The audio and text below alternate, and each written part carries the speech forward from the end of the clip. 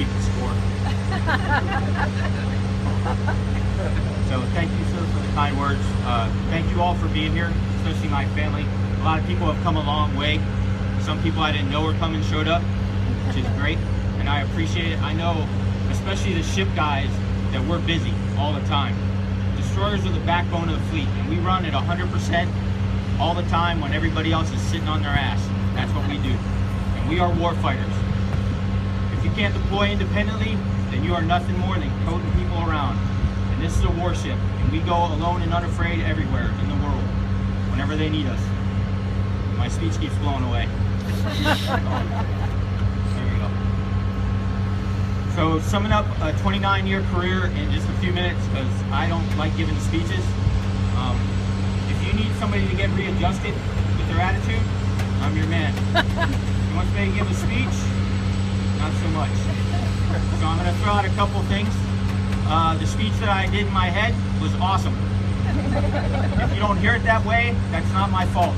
That's yours. Well, everybody wants to know if I'll cry.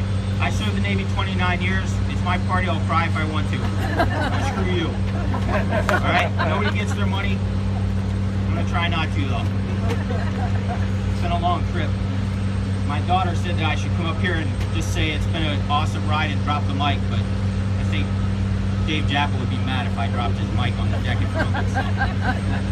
So, you know, and I wanted to point out a special thanks to Senior Chief Dave Jackal in the back, and he set all this up. And I don't know if any of you guys have ever done this, but this is an important evolution. There are things that the Navy, that guys before us that served have earned for us in the Navy, and this is one of them. And we are obligated to carry on those traditions. And there are some traditions that the Navy has kind of let go by the wayside, and it's bullshit. There you go, sir. I wasn't going to do it, but you asked. So there are some things that we do and we did for a reason that we've kind of, because of time or, you know, civilians and their opinions into the military, that we've kind of let go. But this is one thing we have to do, because it's not for me. It's for all the sailors and my family.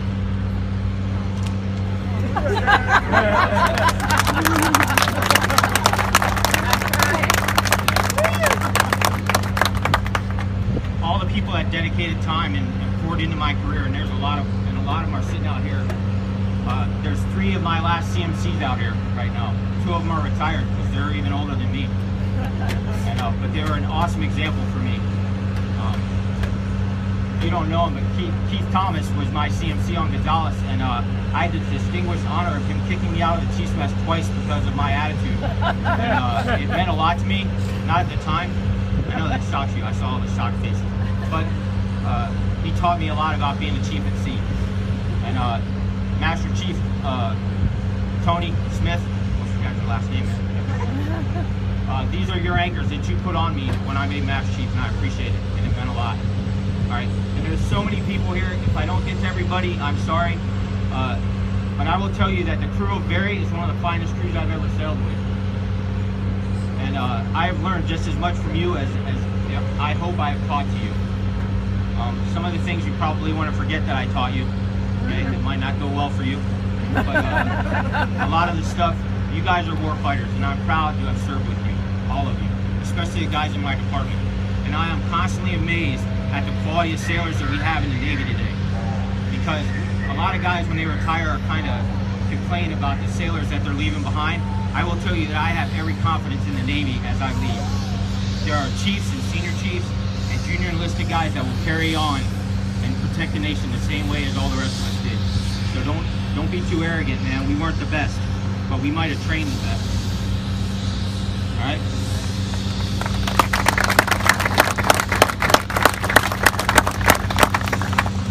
So I love the Navy, and that's why I stayed.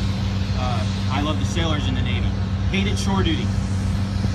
I had a little hiccup at Nav Lead, which is what the captain was alluding to.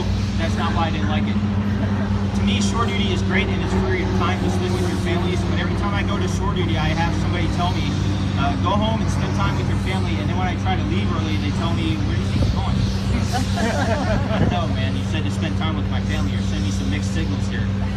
So I was not fond of Nav Lead. I did enjoy teaching leadership to all the sailors, because I got to meet people from different fields. Made fun of some Navy SEALs, which was fun. You can only do it in that environment, otherwise it might go differently for you. But I enjoy sailing with sailors, and I will miss that. I will miss being around. I'll still be around sailors, but I will miss being in the mess and training people and doing all those cool things that we do as chiefs.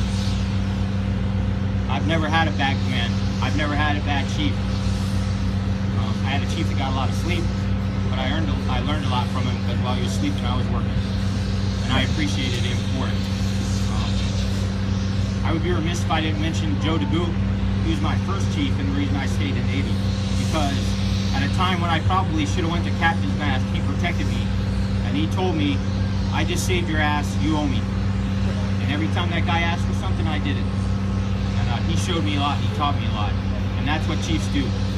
He didn't feel that what I did warranted me going to mast and possibly damaging my career, but he did think that I should pay for it.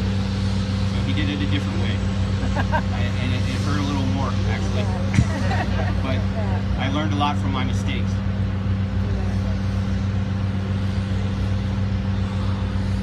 Stand by. Highlights of my career. Everybody always says, you know, we expect, you know, highlights and big changing moments in your life are getting married, having kids, advancing. You know, making chief is a huge thing in the Navy.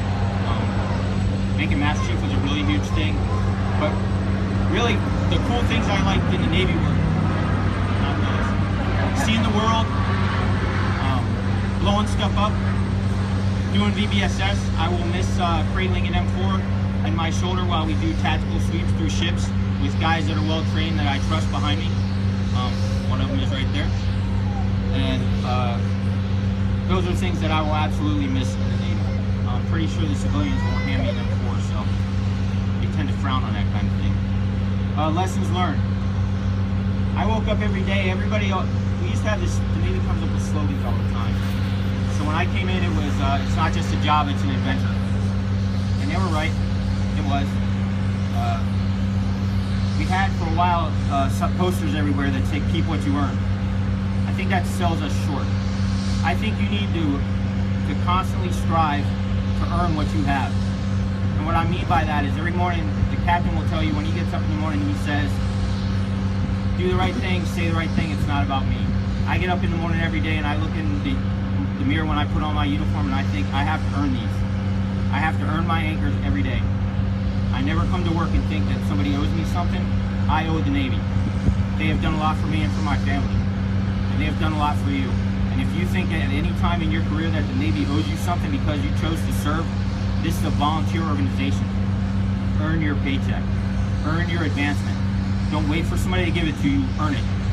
If you want something, go get it. Legally. See some supply guys out there. This has nothing to do with you. Nothing at all. It has every single thing to do with the ship and the command and the mission. If you ever think you're the smartest guy in the room, you're probably the biggest horse's ass in the room. Because you're not, I guarantee you. I look out at some of the FCs and what they do today. This is the first ship I've ever owned. The interior communication guy, or the IT, our external communication guys. Chief Savantia would come up to me and tell me this long string of things that's wrong with the system, and all I understood was, hey Dan, that's all I got from him. After that, he might as well have been speaking a different language. It's like, this router is not talking to this server on this table. I would shut it down and see if it fixes it. I don't know anything else about that stuff now. But there's incredible people out here, and incredible technicians in the Navy, and you're not the smartest person, I guarantee you that. Serve with integrity and honor, lead by example, train unceasingly, fight ferociously.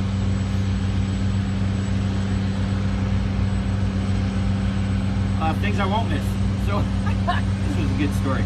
So, Commander Foster, when I decided I was going to retire, and I had talked to Diana, I called my best friend Dan, and discussed it, and I put a lot of thought into it, and I went up and told the captain that I wanted to retire, so he called me up and we were talking.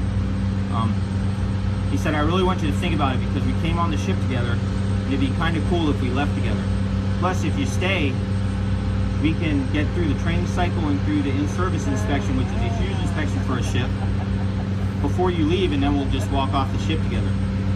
And I said, because I'm sometimes respectful, I said, I'll think about that, sir. But as I was leaving his cabin, I thought, that was the worst sales speech in the world. You could stay through the exhausting training cycle and through insert. Yay. And I thought, no, man, that's exactly what I don't want to do. So what the hell was that for? So I'm not sure if you wanted me to stay, sir, or if you were just begging for me to leave. But that was it. There you go. Things I won't miss: morning quarters. It's kind of annoying sometimes. CO's call every freaking Friday or whenever the mood strikes you. Late night phone calls being told either systems are down or one of your sailors is down. I won't miss that.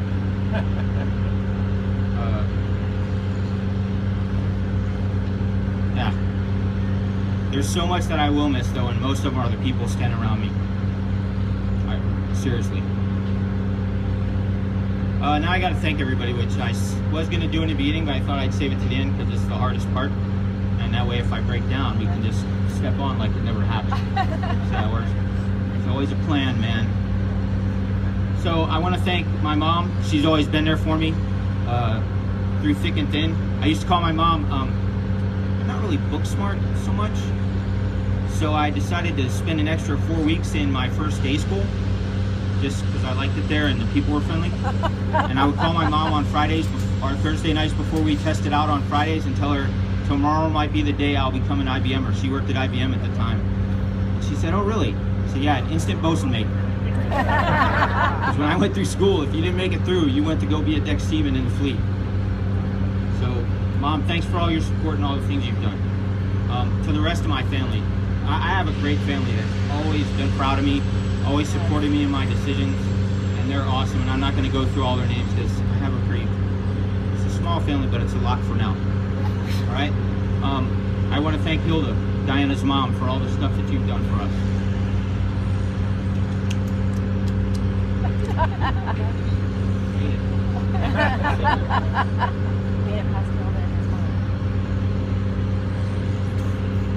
I want to thank my kids because I wasn't home a lot, and even when I was home, I wasn't always at home.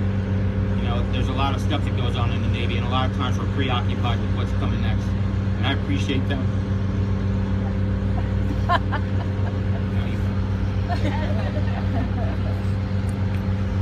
So thanks. I hope we get to spend more time together now that I should be home more. To my wife, thank you. We met in May of '91. We got married in August of '91. I think most people thought it would not probably last. And we've been married for 24 years, so ha!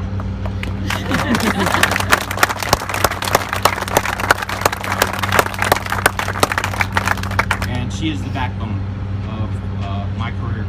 And the reason I got to where I am is because you quit crying, throwing me off. And I wouldn't change anything. There are some things I probably wouldn't have said if I'd have known in advance the response I got. I probably wouldn't have said what I said. But they're already out there, so there's nothing you can do about it. I want to thank my church family that's here. You guys in the back don't know it, but my faith and my trust in God and the guys that I meet with every week and the people that hold me accountable for things save some of your lives. There's somebody out there that I wanted to shoot several times and they said, Dad, it's not what Jesus would do, man. I said, you don't know, he might, man. So I appreciate you guys, and I appreciate you coming out, and all my friends that came out. I know you guys are busy, and Vic, who I serve with at TPU, thank you for coming out and seeing me. It means a lot to me, and it means a lot to my family. And there are just countless people that I've served with that showed up today, and I appreciate it. And I love the Navy. And if you guys ever need anything, I'm going to work for Lockheed on Monday morning, so I'll probably see a lot of you guys down the line, and I hope to see you as you advance, because that's one of the proudest moments in the Navy. Thanks.